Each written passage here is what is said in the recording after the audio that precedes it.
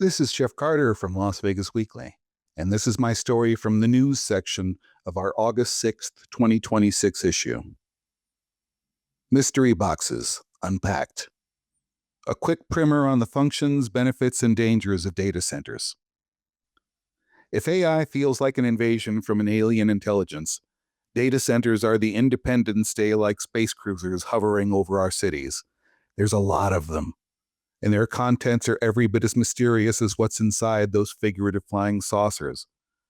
According to datacentermap.com, Nevada currently has 76 data centers, 36 in Las Vegas, 25 in Reno, 14 in Yerington, and 1 in Elko. In April, Pew Research counted 3,000 data centers operating nationally, with another 1,500 on the way. That's a lot of growth for an industry that doesn't employ a lot of people on a per-site basis, often less than 200 people. Last year, the Wall Street Journal called data centers a job creation bust. Understanding these mystery boxes is vitally important, considering that virtually everyone in America may soon live near one. Let's start small. What do data centers do?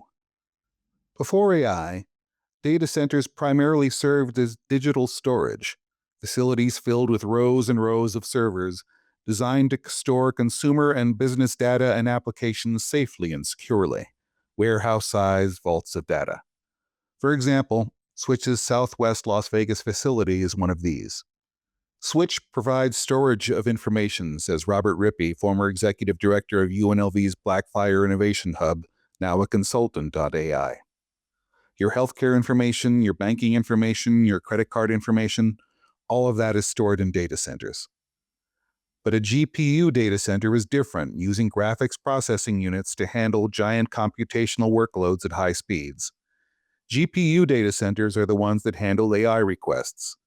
It's the proliferation of AI and the applications of AI that are creating the demand for these types of centers, Rippey says.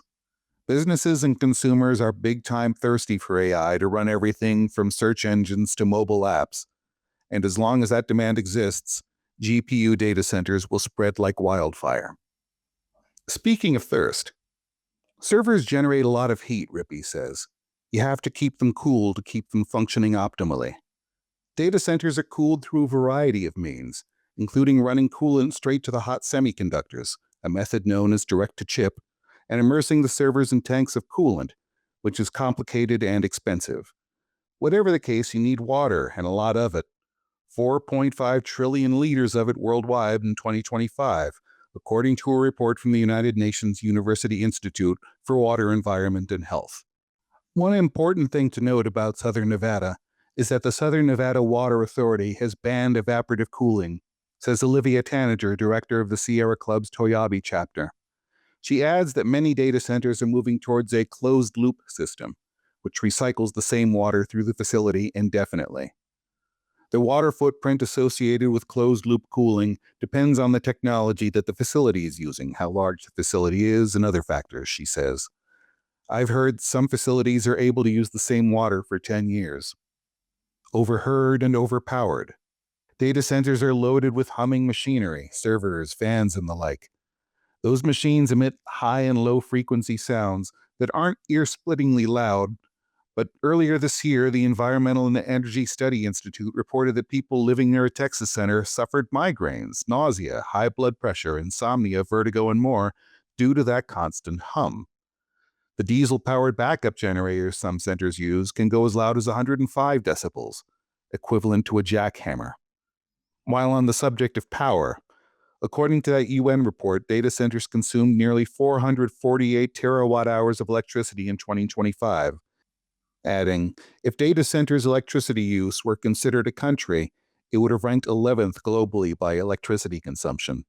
By 2030, it could use 945 terawatt-hours, the world's 6th largest consumer. Rage against the machine. AI has world-changing benefits if ethically applied. For example, Rippey notes AI's ability to read an MRI more closely than humans can.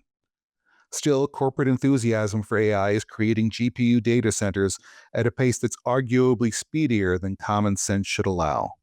Locally, Boulder City is now pitched in battle against the Bureau of Land Management, which rezoned land intended for a solar energy facility for data center use. And Switch recently got Clark County's approval for a 9-acre expansion to its Southwest Valley campus. We see a whole lot of gusto from Governor Joe Lombardo and some other folks to build data centers as quickly as we possibly can, without much thought for what the impacts look like, Tanager says.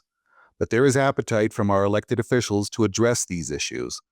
I would encourage you to reach out to folks at every level of government and let them know what it is you're concerned about and why. You can find this story and others online at LasVegasWeekly.com.